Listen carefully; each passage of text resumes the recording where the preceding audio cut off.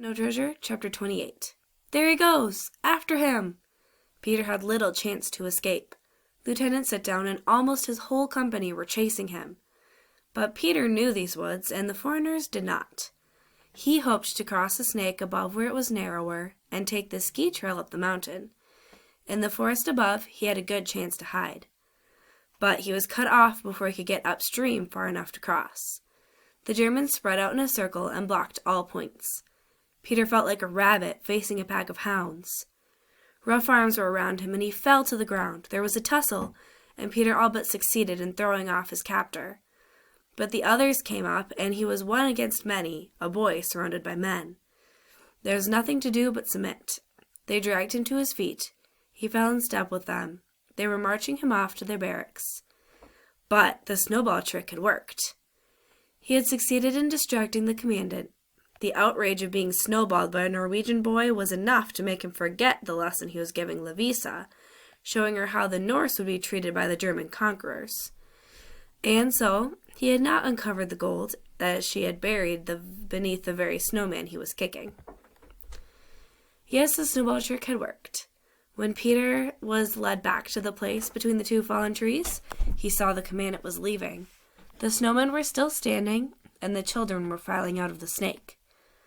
Peter did not mind being a German prisoner if he had saved the gold. How much of this had Uncle Victor seen, he wondered. No doubt every bit of it. But could he do anything to help him?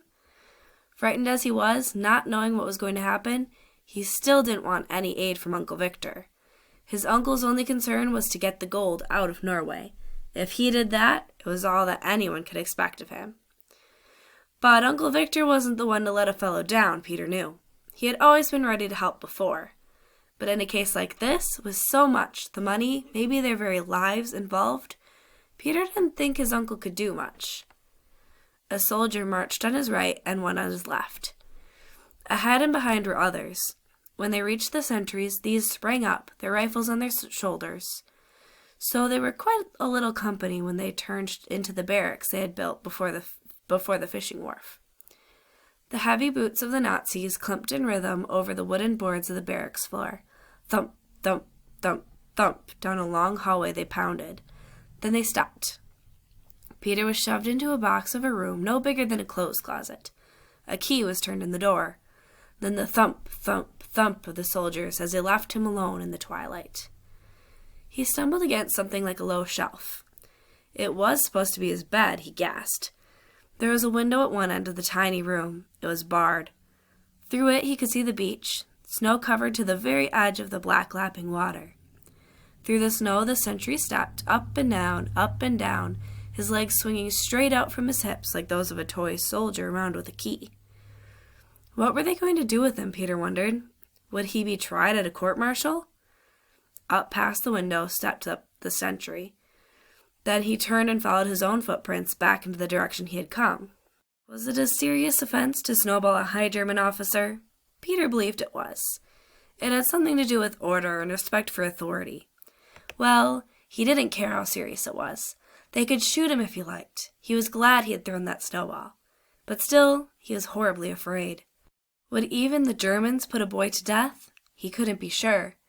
From the stories of what they did in Poland, he could believe almost anything. Still, these Germans in Norway didn't seem so bad. The captain who had gone away had moved his troops out of their sled track, and they had all been very decent and kept to themselves, and had not even raided the food supplies as they had done in other countries. They had all been very friendly except this commandant.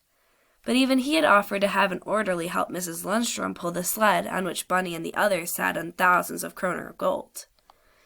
But Jan's story of Poland kept coming back, of how they had turned the people out of their houses and had taken the priest off the altar at Mass. When he thought of Jan, his mouth was hot and dry again.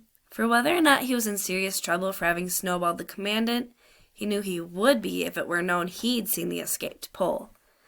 Lovisa said there was a notice on the school door saying anyone who was found to know something about him and not telling would be punished by death. By death. How cold it was in this barracks. Even in his windbreaker and heavy outdoor clothes he felt cold. His teeth were coming together and apart like hammers. The sun had gone down, and there was only a dim gray light coming from the inside.